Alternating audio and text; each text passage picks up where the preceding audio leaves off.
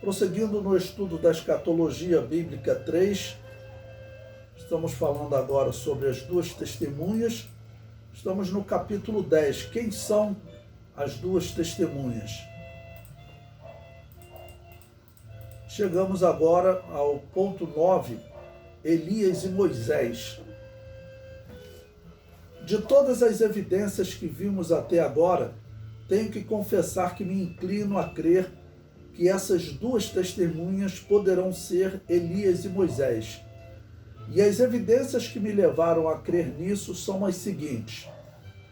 Bom, em primeiro lugar, os sinais exibidos por elas. Apocalipse capítulo 11, versículo 6, nos diz: Estas têm poder para fechar o céu, para que não chova nos dias da sua profecia, e têm poder sobre as águas para convertê-las em sangue, e para ferir a terra com toda sorte de pragas. Bom, então, esses sinais que o Apocalipse indica para as duas testemunhas me inclina a interpretar como Moisés e Elias, ou então dois homens que farão sinais semelhantes a eles. Aqui estamos colocando, claro, uma hipótese. Não tem como nós darmos uma resposta precisa sobre esse tema no momento. Moisés transformou toda a água do Egito em sangue, está lá em Êxodo 7,19. Ainda em Apocalipse 11,5 diz: E se alguém lhes quiser fazer mal, fogo sairá da sua boca e devorará os seus inimigos. E se alguém lhes quiser fazer mal, importa que assim seja morto. Bom, esse fogo sair da boca, ele pode ser literal, ele pode ser simbólico. Provavelmente é até simbólico. Mas vamos lembrar que Moisés, ele fez fogo descer do céu quando estava lá no Egito ainda, né, como uma daquelas pragas. E Elias fez fogo descer do céu também, como está em 1 Reis 18:38, 2 Reis 1:10. As duas testemunhas, elas farão milagres semelhantes. Então, esses sinais que as duas testemunhas apontam, que as duas testemunhas realizam, apontam para Elias e Moisés. Então, Elias e Moisés é uma possibilidade forte deles retornarem aqui à terra para pregar o evangelho aos judeus durante a grande tribulação, ou homens semelhantes a eles. O comentário do material didático diz: Tanto Moisés como Elias puniram os homens com fogo, e sobre as duas testemunhas é dito que fogo sairá das suas bocas. É outra semelhança considerável. Também foi dito que as duas testemunhas têm poder para fechar o céu, para que não chova nos dias da sua profecia. Elias fez sinal semelhante quando ordenou que não chovesse sobre o reino de Israel, e realmente não choveu por 3 anos e meio, conforme está escrito no Novo Testamento. Então, são sinais que realmente apontam para Moisés e Elias. Segunda evidência, 9.2, né? A aparição de Elias e Moisés no Monte da Transfiguração. Essa é uma questão muito importante. Por que Moisés e Elias apareceram no Monte da Transfiguração?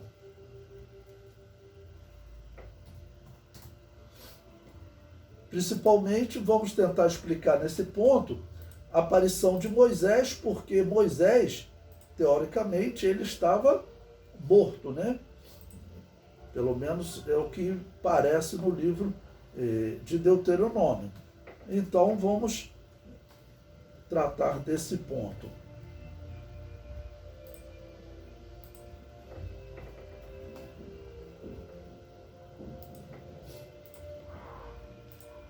Eu separei aí o versículo de Lucas, capítulo 9, versículo 30 e 31, que diz: E eis que estavam falando com ele 2 varões que eram Moisés e Elias, os quais apareceram com glória, e falavam da sua morte, a qual havia de cumprir-se em Jerusalém. Bom, eu separei esse texto de Lucas porque ele relata o assunto que havia entre Jesus, Moisés e Elias. Por que Lucas ter citado esse assunto é importante? Pelo seguinte, Moisés e Elias podem ter aparecido ali apenas como uma visão, como alguns argumentos. Porém, não faz sentido essa visão estar conversando com Jesus. Então, realmente parece que eles apareceram de fato ali, Moisés e Elias. Não era apenas uma visão, sem contar também que o apóstolo Pedro vai propor fazer ali 3 tabernáculos, né? E tabernáculos para Moisés e Elias. Se fosse apenas uma visão, não faria sentido o apóstolo Pedro propor edificar um tabernáculo para Moisés e Elias. Eu coloquei um ponto agora que diz: Moisés e Elias apareceram com glória. O comentário diz: a aparição de Elias no monte é algo muito natural, pois Elias não morreu. Ele foi levado ao céu por um redemoinho. Porém, a aparição de Moisés é problema para a doutrina cristã, que, de um modo geral, acredita que os mortos não voltam a este mundo. E como Moisés poderia ter voltado e conversado com Jesus? E é claro, todos os cristãos defendem, eu defendo que os mortos não voltam a este mundo. Certa vez, evangelizando uma espírita, ela usou exatamente esse texto para dizer que os mortos podem voltar a este mundo porque Moisés voltou. E aqui eu vou dar a explicação, a resposta que eu dei a ela naquela oportunidade e a explicação para Moisés ter voltado no Monte da Transfiguração. O comentário prossegue. Essa explicação é longa e não depende só da Bíblia, mas de literaturas judaicas não inspiradas, mas que contam histórias verdadeiras. Para iniciar essa explicação, quero citar Romanos capítulo 5, versículo 14, que diz: no entanto, a morte reinou desde Adão até Moisés, até sobre aqueles que não pecaram à semelhança da transgressão de Adão, o qual é a figura daquele que havia de vir. Então é importante, né, ele dizer que com Moisés a morte perdeu o seu reinado. Então a morte reinou desde Adão até Moisés. O que significa a morte ter reinado até Moisés? A interpretação sugerida é que Moisés teria sido o primeiro homem a vencer a morte. Ele teria ressuscitado e assim acabou com o reinado da morte. Essa é a explicação natural, né? Como nós podemos dizer que a morte perdeu o seu reinado com Moisés? A única explicação, ou a explicação natural, é: Moisés ressuscitou, ele venceu a morte. Nenhum homem antes de Moisés morreu e ressuscitou. Depois de Moisés nós teremos, né?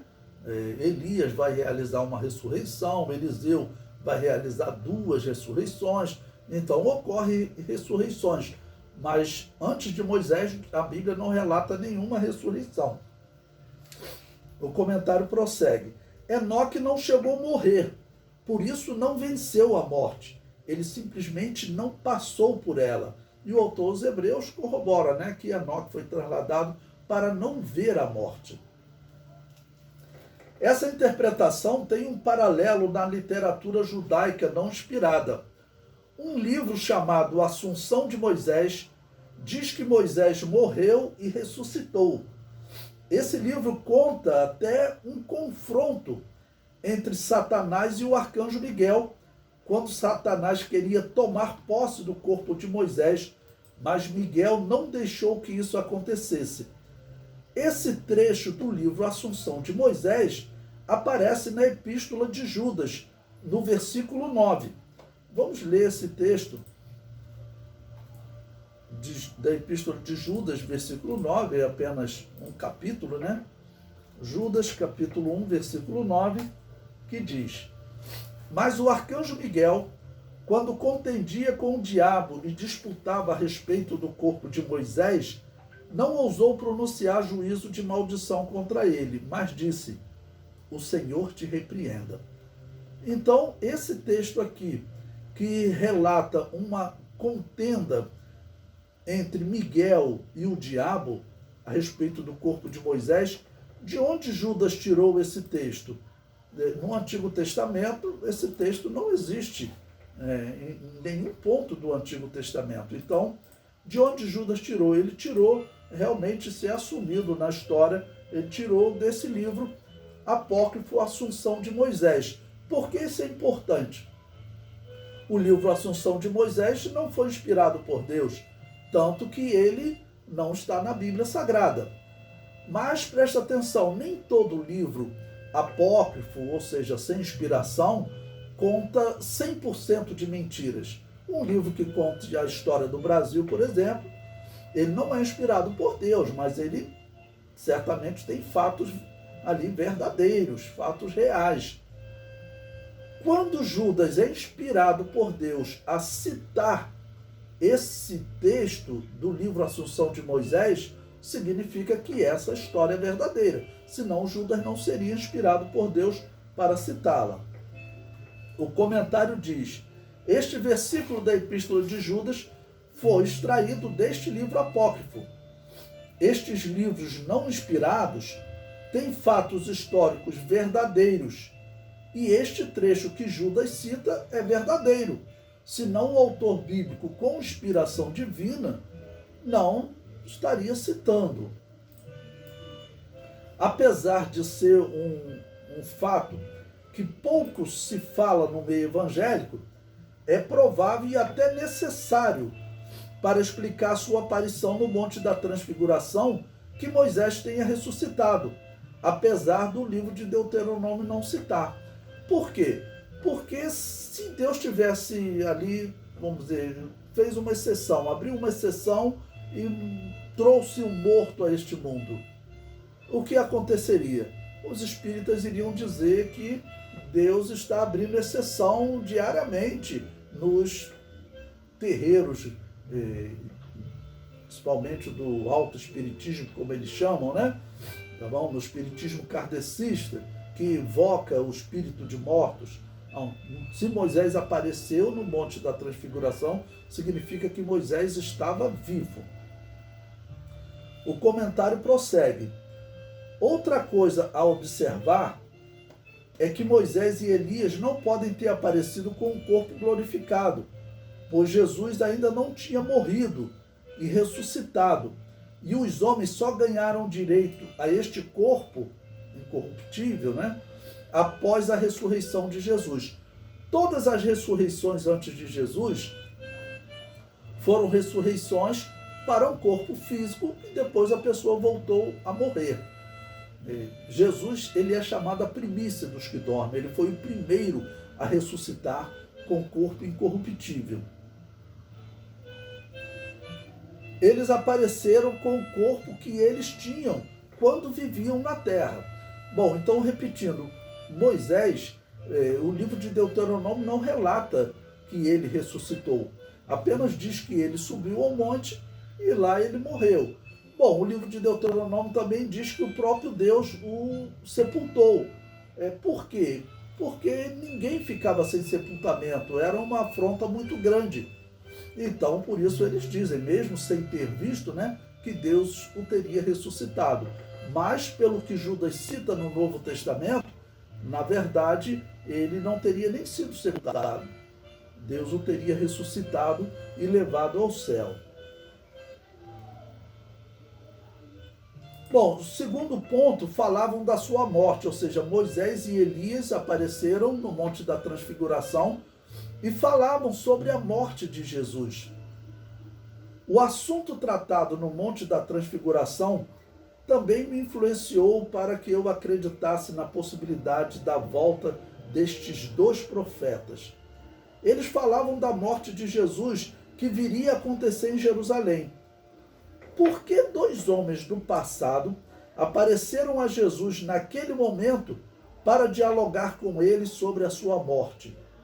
É uma pergunta que não tem resposta, mas que nos faz pensar o quanto esses homens são importantes para Deus, a ponto de descerem à terra durante o ministério do seu filho. Eles terem aparecido para dialogar com Jesus, né? Claro, é importante para o homem Jesus entrar naquele diálogo ali com Moisés e Elias. O comentário prossegue. Essa importância é que nos faz pensar que eles poderiam voltar para realizar essa obra que será importantíssima, pois a conversão de Israel e implantação do reino de Deus de forma física para ser visto por todos, hoje ele está implantado de forma espiritual e é visto apenas pelos cristãos com os olhos da fé. É razão de muitas revelações nos livros dos profetas.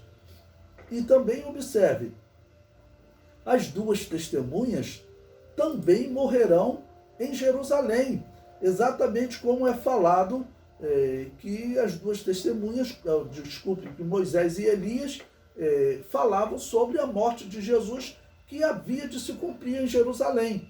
A morte das duas testemunhas também se cumpre em Jerusalém.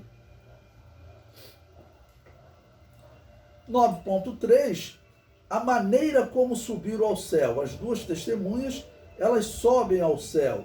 Em Apocalipse, capítulo 11, versículos 11 e 12.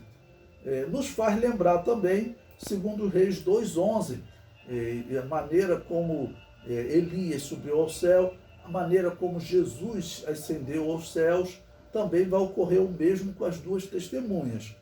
As duas testemunhas ressuscitaram e subiram ao céu.